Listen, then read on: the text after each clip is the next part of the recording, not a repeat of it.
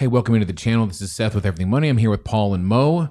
A lot of YouTubers over the past 6 months have been promoting and talking about this Palantir.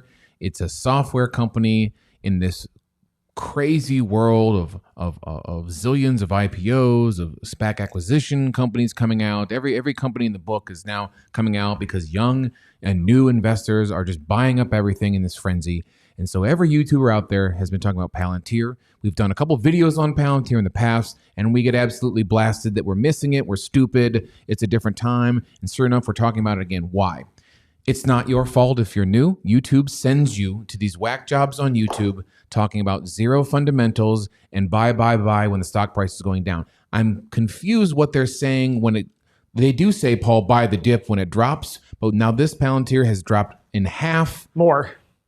And so you're left handling the bag while people like Stock Mo are making $1 million by getting your clicks. So I present to you Paul Gabriel, the no BS artist. Paul, why are we happy that new people have found our channel and found your teachings on this? A bull market will make everyone look like a genius. I always tell people when I'm hearing the waitress at the restaurant, the waiter at the restaurant, average people telling me what stocks to buy, I sit there and know we're in a major bull market. Right now, for a long time, it was buy any stock, it went up. Even people in our Patreon, they get access to our software, will say, Paul, thanks for the advice on this company. I always say, don't give me a thank you yet. Wait years, because good investing is about long-term. We all revere Warren Buffett. We all quote Warren Buffett. But who actually does what Warren Buffett says? He never looks at day-to-day or month-to-month stock prices. He looks at long-term stock prices. I always say that everybody else on YouTube, except for a few value investors, do not get it. They sit there and talk about hype and only hype. They cannot explain to you why stock goes up or stock goes down. They just make up a bunch of baloney or they say a bunch of things that sound cute and it works for them. What we're here to teach you is why the fundamentals matter. Palantir is a company that was started by somebody I very much respect, Peter Thiel. He's one of the founders of Facebook. In the movie The Social Network, he's the one that gives Facebook their first $500,000 check. He's almost became a chess master, brilliant man, love him, but the company itself, I can love the founder, I can love the software, I can love the company, but I don't like the stock. And we're going to explain to you why fundamentally that's the case. We use an 8-pillar analysis looking at the fundamentals, the math behind the company, what they're making, the shares they're doing. We're going to do it right now for you in this video, and you'll see what other YouTubers are frankly not pointing out. Go ahead, Paul. So right now, the company is a $33 billion company on market cap. That's the number of shares times their stock price. $33 billion. Their revenue is $1 billion. That's 32 times revenue. Is that good or bad? That is awful, guys. Put it this way. If you go look at other software businesses, things like, let's look at Microsoft on our software right now. So Microsoft currently sells for 11 times sales. Let's look at Oracle, another software business. Oracle sells for 5.9 times sales. Good Lord. So this is a company that has a lot of growth potential, Palantir. I get that. But at some point, you have to sit there and pick a reasonable price for growth. That is not happening here. They have no profit. They lost $1.3 billion. They did $1 billion in revenue and lost $1.3 billion last year. No profit, great gross margin, but no profit whatsoever, pays no dividends, etc. So what we like to do is look at the income statement. Now, their revenue growth is very impressive. This is by half year. This is by quarters. It's a weird thing. Bottom line is $322 million in the last quarter of last year versus $229 in the previous quarter of the previous year. So good revenue growth there. Look at this profit, guys. They just lose money like crazy. Just lose money like crazy. Now, shares outstanding. Why is this important, Paul? The shares outstanding. They've doubled their shares outstanding. This is one of the most important things that people ignore. We never talk about this. The pie is being split up more and more every single time they issue more shares. So your share of the profit and revenue decreases every time they increase their shares to finance the business. Nobody ever pays attention to this. This is the slow killer for stocks. It is going to kill your equity in a business. Okay? Nobody talks about that. I bet you if I interviewed the 3 top YouTube finance people about shares outstanding, they wouldn't even understand what that meant. It is the silent killer and the slow killer for a stock. It is going to cut your share of the revenue and profit little by little every year. It's called dilution. If you love what you're seeing on this beautiful software behind Paul, this is available as a Patreon member. This is our Everything Money. This is our software that Paul made and we pay for on a monthly basis. Guys, if you like the software so far, this software is available off our Patreon, patreon.com/everythingmoney. It used to be $14 a month. Now it's $23 and going up to $49. FYI, it used to be $8. Here are all the things you get with it. 8 pillars, 10 years of financial data. Actually, it's going to go back to 1987. At some point, stock value calculator, real estate calculator. Our biggest thing, Discord community of over 2,000 people you can talk to about investments. As compared to our competitors, $199 per month, $199 per month, $35 per month. If you are serious about investing, 80 cents a day, you get the software. It is a no-brainer. Other channels, if you join their Patreon, you'll get a 1-hour Zoom call a month. For us, you get the software access on a daily basis, and it's incredible. Paul, let's get back at Palantir and why people are pushing people to Palantir with current assets over current liabilities. Pillar number 6. Now, they have $2.26 billion in current assets, which is basically the cash on hand, versus $600 million in current liabilities, which is phenomenal. In fact, they only have $1.2 billion in total liabilities. So from a balance sheet perspective, that's awesome. It's a phenomenal balance sheet company, which is typically the case amongst against new software businesses. Free cash flow for Palantir? Now, instead of looking at profit, I like to look at free cash flow because free cash flow is cash from operations less your capital expenditures.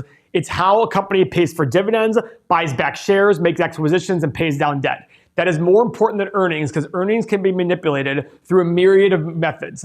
Cash flow can too, but it's much, much harder to do so. Let's look at the cash flow.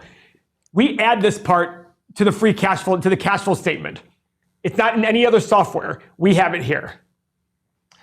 Loss of 163, gain of 332, loss of 53, loss of 23. It's getting better. The average company will sell for 15 times free cash flow. Yep. The current market cap is 33 billion.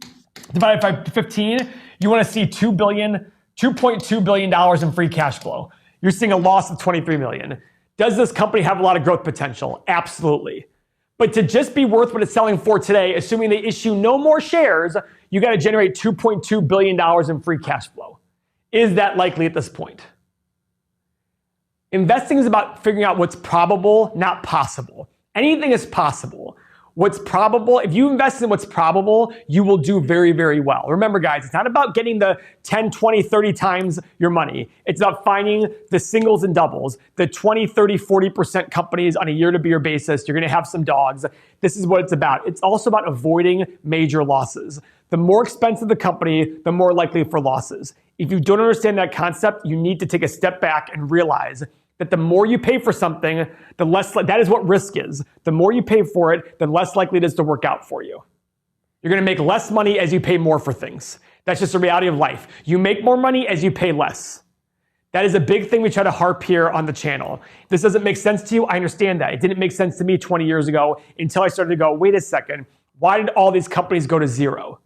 If you believe it's different this time, you're going to have a rude awakening at some point in the future. When? I don't know, because the stock market's been overpriced for well over 4 or 5 years.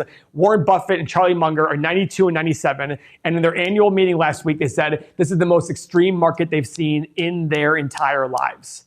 They lived through the Great Depression, and this is the most extreme market they've ever seen in their entire lives. That should be an indication for you guys what is expected in the future. Why 2 months ago were there just as many YouTube channels as you could find based on quote unquote investing as they're telling us the price is going up? We're just flocking to this price. We should just they saw this happen.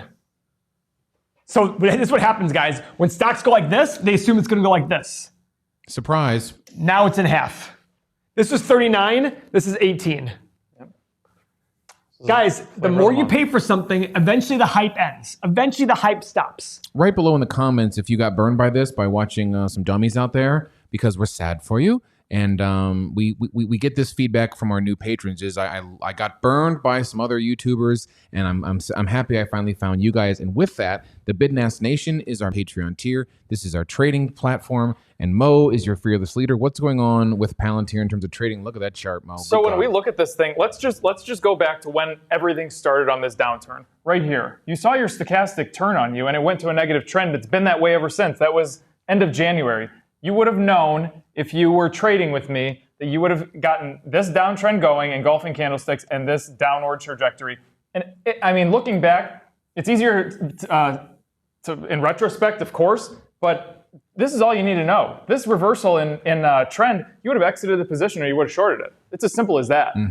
If we have a reverse trend like this, you're not going long in any position. So you would have been out of this if you were in the bid and ask nation. But look at short term, though. You would have gone up a little bit and been a little upset. But if you stuck with it, and that's the point. Even though you were in that downtrend, all this was, this little rebound right here, that was called a snapback.